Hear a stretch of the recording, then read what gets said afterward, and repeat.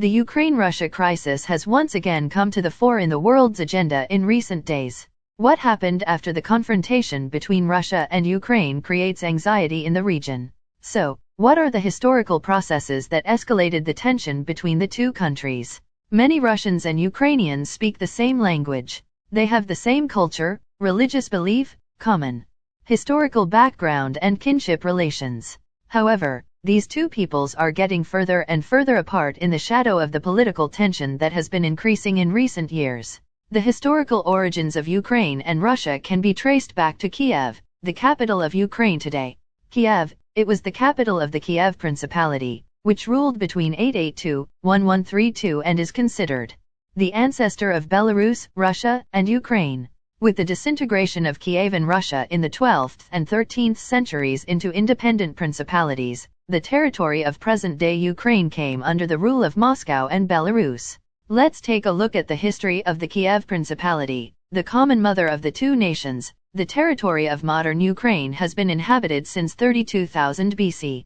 It became an important center of East Slavic culture with the establishment of the powerful Principality of Kiev, which formed the basis of Ukrainian identity during the Middle Ages, was founded by the Varangian Prince Rurik in the late 13th century under the rule of the Rurik dynasty. It was a federation that lasted until the middle of nowhere.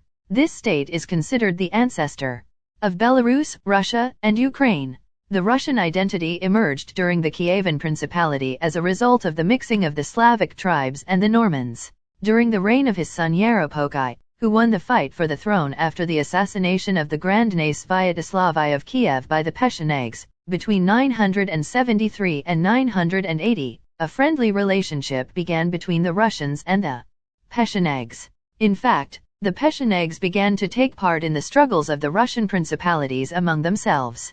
The Principality of Kiev was also the largest of the other principalities. At the end of the throne fights that started with the death of Vladimir I, the first Kiev Grand Knight to adopt Christianity, in 1015, first his nephew Sviatopolkai, and 4 years later, Yaroslav I, who was known as the wise one of his sons, came to the throne by being superior to his brothers. After the death of his father in 1015, Yaroslav was already vice president of Novgorod in the period from 1015 to 1019.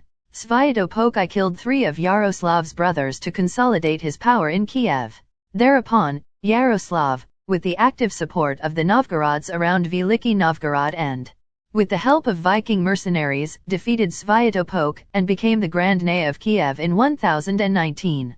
As a result of the pressures of the Mongols, the Kievan Principality was disintegrated and divided into principalities affiliated to the Golden Horde state.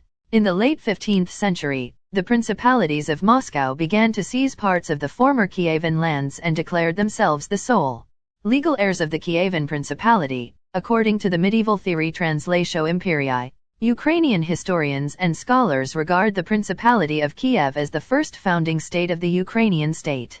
Russian historians, on the other hand, adopt the Kievan Principality as the first period of Russian history.